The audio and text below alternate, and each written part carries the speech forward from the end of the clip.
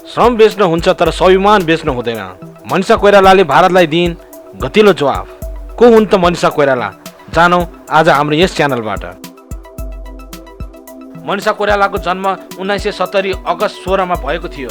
उनको जन्मस्थल काठमाडौँ हुन्। उनका माता पिताको नाम प्रकाश कोइराला र सुषमा कोइराला हुन्। मनिषा कोइराला यसरी बलिउडमा स्थापित भइन्। मनिषा त्यस्ता नेपाली चेली हुन् जसले बलिउड जस्तो फिल्मी उद्योगमा आफ्नो दरिलो उपस्थिति जनाएका थिए। सौदागर, मन, द लभ स्टोरी 1942, दिल से, अग्नि साक्षी, अकेले हम अकेले तुम, खामोशी जस्ता सुपरहिट फिल्म दिएका उनी 90 दशकमा निकै चम्किएकी थिइन्। उनले 5वटा भाषामा लगभग 80 भन्दा बढी फिल्म खेलिन्। मनिषाको सुरुवाती पढाइ वाराणसीको वसन्त कन्या महाविद्यालयबाट भयो। त्यसपछि उनी माध्यमिक तहको पढाइको लागि उनी आर्मी स्कुल दौलकुन्गा नयाँ दिल्लीमा पुगिन्। उनी डाक्टर बन्न चाहन्थिन् तर उनको रुचि मोडलिङतर्फ मोड्यो। उनले सन् 1989 मा नेपाली फिल्म फेरि भेटौलामा अभिनय पनि गरिन्। उनले भारतनाट्यम र मणिपुरी नृत्यमा पनि पारङ्गित छिन्। तमिल फिल्म हुँदै उनी बलिउडमा प्रवेश गरिन्। हिन्दी फिल्म सौदागरबाट उनले बलिउडमा पाइला टेकेकी हुन्। मनिषा कोइरालाको बलिउड करियर सन् 1991बाट सुभाष घई निर्देशित फिल्म सौदागरबाट भएको हो। उनी त्यस बेलाका लेजेन्ड कलाकार राजकुमार र दिलीप कुमारसँग एकसाथ ठुलो पर्दामा देखेकी थिइन्। यही फिल्म उनको सबैभन्दा ठुलो ब्लकबस्टर हिट फिल्म साबित भयो। उनी रातारात हिट भइन्। वास्तवमा अन्य बलिउड समकक्षी जस्तै फिल्मी पृष्ठभूमि थिएन उनको। गैर फिल्मी पृष्ठभूमिबाट आए पनि उनले आफ्नो अभिनयको क्षमताको कारण हिन्दी सिनेमामा सर्वश्रेष्ठ अभिनेत्रीमा आफ्नो नाम दर्ता गरिन्। सन् 1996 मा पार्थ घोष निर्देशित फिल्म अग्नि साक्षी र निर्देशक सञ्जय लीला बन्सालीको फिल्म खामोशीमा मनिषालाई बलिउड उद्योगको टप लिडिङ हिरोइन बनाइदियो। दुवै फिल्ममा उनलाई भिन्न भिन्न रूपमा देख्न सकिन्थ्यो। अग्नि साक्षीमा मनिषाले एक रोगी पतिको ख्याल गर्ने प्रतिबद्धता पत्नीको भूमिका निर्वाह गरिन् भने खामोशीमा आवाजबिन आमा बाबुको ख्याल राख्ने प्यारी छोरीको रूपमा देखिन्। दुवै फिल्ममा उनले निर्वाह गरेको सशक्त भूमिकाको आलोचकलाई जिब्रो टोक्न बाध्य तुलाए। सन् 1997 मा मनिषा बबी देओल र Kajol opposite film Gupt the hidden ट्रुथमा देखेकी थिइन्। यो फिल्म पनि ब्लकबस्टर साबित भयो। त्यही वर्ष मणि रत्न निर्देशित फिल्म दिलसेमा उनले शाहरुख खानसँग स्क्रिन सेयर गरे। यस फिल्मबाट उनले आलोचकको राम्रो तारिफ बटुलिन्। साथै फिल्मफेयर बेस्ट एक्ट्रेस अवार्ड पनि हात पारिन्।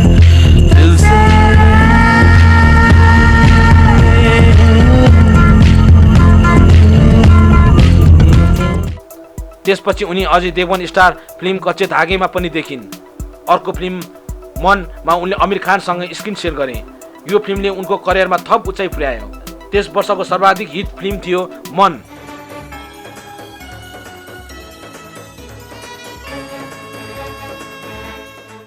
दुई 2000 मा उनी मल्टी स्टार फिल्म लज्जामा देखिन्।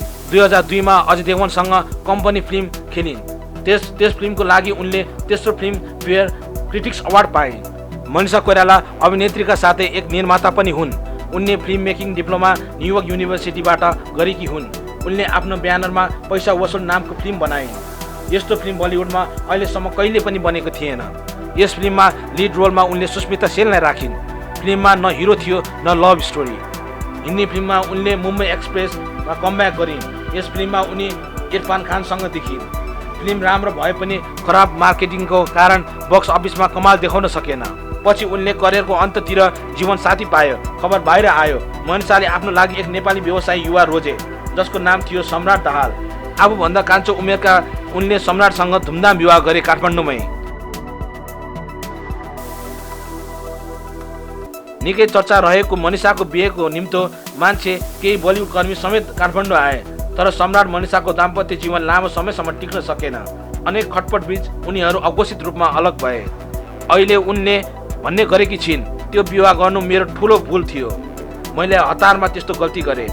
कोसँग जोडिए त मनिषा कोइराला। 90 को दशकमा मनिषाको चमक धमक बेग्लै थियो।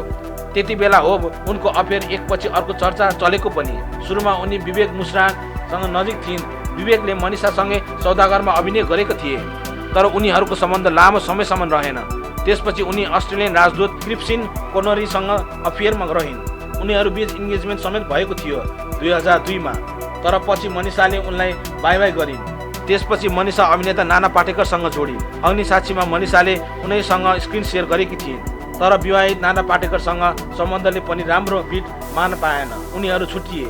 अब मनिषाको नाम हुसेनसँग जोडियो। उनीहरूको रहस्यमय सम्बन्ध पनि अन्ततः पूर्ण विराम भयो। दाम्पत्य जीवन टुट्यो। मनिषा अलग भइन्। बलिउडमा पनि उनको उपस्थिति शून्य जस्तै थियो। ठिक यही बेला हो उनलाई क्यान्सरले गाँजेको। सन् 2012 मा उनलाई पाटेघरको क्यान्सर भएको थाहा भयो। उपचारका लागि उनी मुम्बईको जसलोक अस्पतालमा भर्ना भइन्। त्यहाँबाट पार नलागेपछि उनी अमेरिका पुगिन्। त्यहाँको सफल उपचारपछि उनले पुनः जीवन पाएकी हुन्।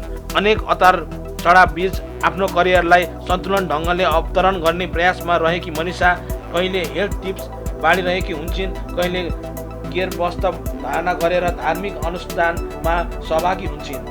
खास गरी क्यान्सरको उपचारपछि तरङ्गिएकी उनी अरूलाई पनि स्वास्थ्यप्रति सचेत रहन सतर्क गराउँछिन्। उनले अहिले आफ्नो स्वास्थ्यलाई नै प्राथमिकतामा राख्ने बताउँछिन्। उनी पाइलट बाबाको आश्रममा पुग्ने गरेकी छिन् पटक पटक। उनलाई पाटेघरको क्यान्सर भएको थियो 2012 मा। यस्तो राष्ट्रवादी नायिका मनिषा कोइरालाप्रति भारतले लागेको आलोचनामाथि हामी राष्ट्रवादी नेपाली सबै आभारी छौँ। के कति आरोप लगाएछन् त भारतीय मीडियाले, त्यो पनि हेरौँ एकचोटि। खाते भारत का है, गाते चीन का है, इसी खबर का रुख कर लेते हैं। भारत में फिल्मों से मशहूर हुई अभिनेत्री मनिषा कोइराला ने नेपाल के विवादित नक्शे पर नेपाल का पक्ष लिया है। नेपालको पक्षमा बोलेको भन्दै मनिषा कोइरालामाथि खनिए भारतीय मीडिया। भारत में फिल्मों से मशहूर हुई अभिनेत्री मनिषा कोइराला ने नेपाल के विवादित नक्शे पर नेपाल का पक्ष लिया है। नेपाली अभिनेत्री ने नेपाल के दावे को सही बताया है।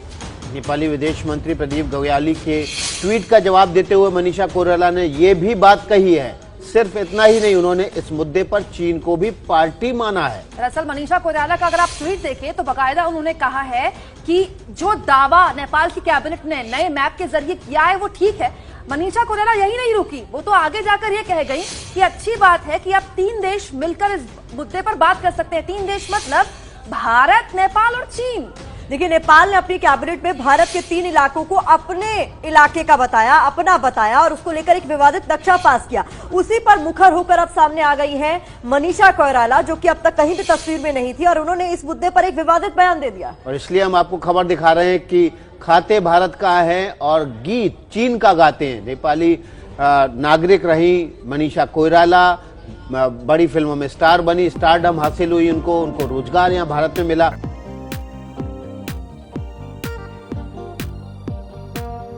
बलिउडमा लामो समय काम गरेकी नेपाली अभिनेत्री मनिषा कोइरालामाथि अहिले भारतीय मिडियाहरू खनिएको छन्। नेपाल सरकारले नयाँ नक्सा पारित गरेको विषयमा मनिषाको एउटा ट्विटलाई लिएर उनीहरू आक्रोशमा पोखिएका छन्। परराष्ट्र मन्त्री प्रदीप गेवालीले नेपालको नयाँ नक्सा पारित भएको विषयमा एउटा ट्विट गरेको मनिषाले पनि फेरि रिट्विट गरेको थिइन्।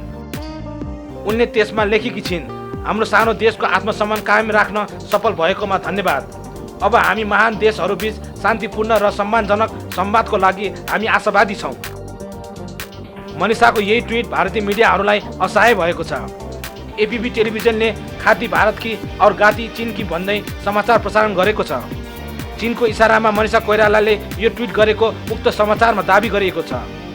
मनिषाले जे जति नाम कमाएकी छिन् त्यो भारतले दिएको हो, तर आज उनी खुलेर नेपालको समर्थनमा उत्रेकी छन्।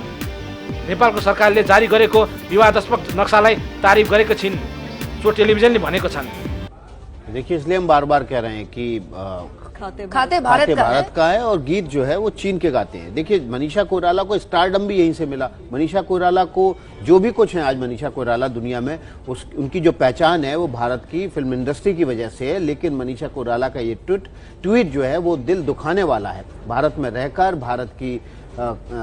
भारत से रोजी रोटी कमाने वाले अब ऐसे विवादास्पद नक्शे पर ट्वीट करके चीन को पार्टी बनाने की कोशिश में जुटे हुए। तो चीन के इशारे पर क्या मनीषा कोइराला कर रही हैं एक्टिंग? देखिए, पिछले कई दिनों से चीन के इशारे पर नेपाल की तरफ से जो बयान आ रहे थे वो अच्छे नहीं थे। नेपाल की तरफ से कल एक बयान दिया गया कि दरअसल जो वायरस है वो चीन की तरफ से जो आया वो अलग था, भारत की तरफ का जो वायरस था वो अलग था। ये वो मैप है जो नेपाल की कैबिनेट ने पास किया था। इस मैप में 2 इलाके, खासतौर पर कालापानी और लिम्पू लेक को नेपाल ने अपने हिस्से का बताया और इस मैप का समर्थन कर रही है मनीषा कोइराला। समाचारमा प्रधानमन्त्री केपी शर्मा ओलीले नेपाल भारतबाट आएको भाइरस कडा भएको विषयलाई गरेको टिप्पणी नीतिमाथि पनि आपत्ति जनाएको छ। आपको बता दें कि नेपाल के प्रधानमंत्री केपी शर्मा ओली ने इतना विवादित बयान दिया कि बोलते बोलते वो ये भी बोल गए कि चीन की तरफ से जो वायरस आया वो सॉफ्ट वायरस था, जो भारत से वायरस आया वो हार्ड वायरस था, यानी चीन से जो केसेस नेपाल आए वो लोग तो जल्दी ठीक हो गए। अभिनेत्री कोइरालामाथि ट्विटरमा पनि भारतीय नागरिकहरू जाइ लागेका छन्। दीपक राज गिरी भन्छन् मनिषाको राष्ट्रप्रेम स्वाभाविक। अभिनेत्री मनिषा कोइरालालाई अहिले भारतीय मिडिया र सामाजिक सञ्जालमा आक्रमण तारो बनाएको छ। नेपाली राष्ट्रियताको पक्षमा मनिषाले गरेको एउटा ट्विटलाई लिएर भारतीय मिडियाले निरन्तर गाली गरिरहेको छन्। मनिषाले भारतको नुन खाएर चीनको पक्षपोषण गरिन्, एपीएफ न्यूजले ठाडै भन्यो। उनले चीनकै उस्काहाटमा यो ट्विट गरेको भन्ने सम्म समाचारमा लगाएको छ। हास्य कलाकार दीपक राज गिरी चाहिँ भारतीय मिडियाको यो प्रोपागान्डालाई हास्यास्पद भन्छन्। उनले मनिषाको राष्ट्रप्रेमलाई स्वाभाविक र सही समयमा प्रकट भएको बताए।